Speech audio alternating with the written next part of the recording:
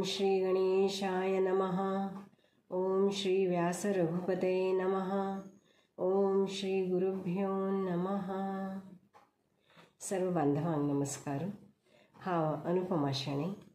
आज आम्ही भगवद्गीतेचे श्लोका नंबर 163, 164, 165 आणि 166 म्हणारी 4th अध्यायाचे 22nd, 23rd, 24th आणि 25th श्लोकाचे अर्थ आणि विवरण ऐकूया. First shloka number 22.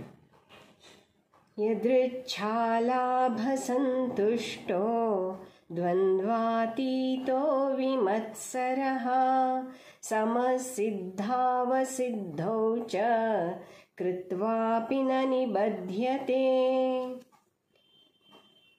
आपणाल वांट्याक जे कसन येत की जे कसन प्राप्त जाला की तांतूची संतुष्ट आसचेंची यदृच्छा लाभ संतुष्ट म्हणजे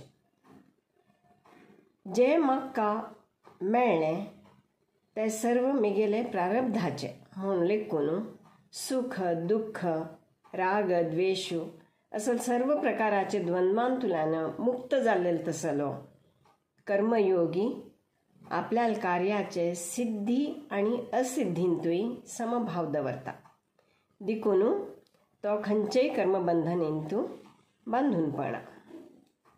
ही who is satisfied with whatever comes by chance, who is free from dualities without envy and steady in success and failure, though acting he is not bound. This state leads to freedom from bondage of karma, the key message of Jnana Karma Sannyasa Yoga, the theme of this chapter. Next shlok पळूया. श्लोका number 23.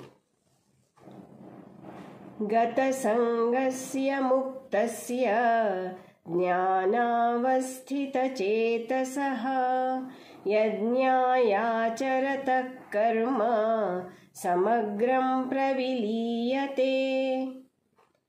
महापुरुषाले म्हणारी ज्ञानी जनाले प्रत्येक कर्म आसक्त रहित आसता तीची ताजी ओटू ताका ममता देहाभिमाने असना. तसल तो श्रेष्ठ पुरुष निरंतर परमात्माल चिंतनेंतूची ज्ञानांतूची ध्यानमग्न जावन असता. देखून तागेल पुरे कर्म तागेल पूर्वसंचित कर्मा सहित संपूर्ण विलीन जावन वता. आत कर्माची नष्ट जावन वता म्हणनंतर ताजे फलाचे प्रश्नोची येना. For one who is free from attachment, liberated, whose mind is established in knowledge and who acts for the sake of sacrifice, that is yajna, all karma, that is action, are completely dissolved. This verse continues the theme of karma yoga and jnana yoga in harmony. Next shlok पळूया. श्लोका number 24. ब्रह्मार्पणं ब्रह्म हविः ब्रह्माग्नौ ब्रह्मणाहुतं ब्रह्मैव तेन गन्तव्यं ब्रह्मकर्म समाधिना.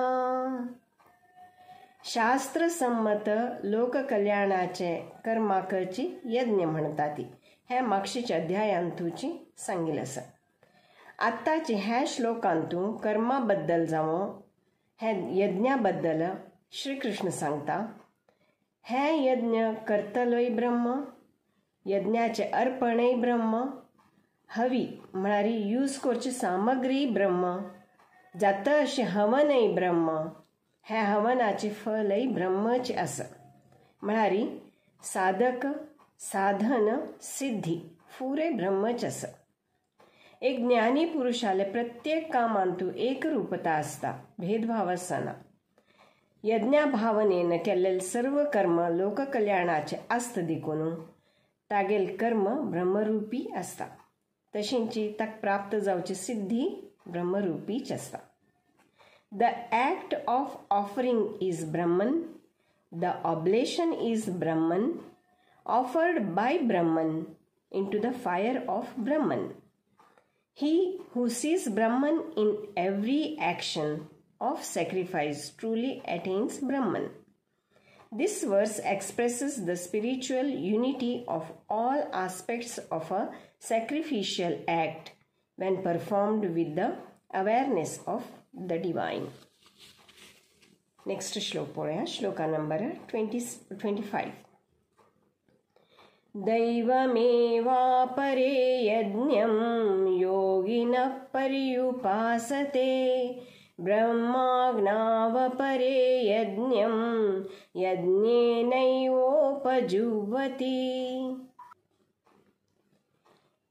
यज्ञ म्हळ्यारी कर्म हे कशी कळलेले आसा.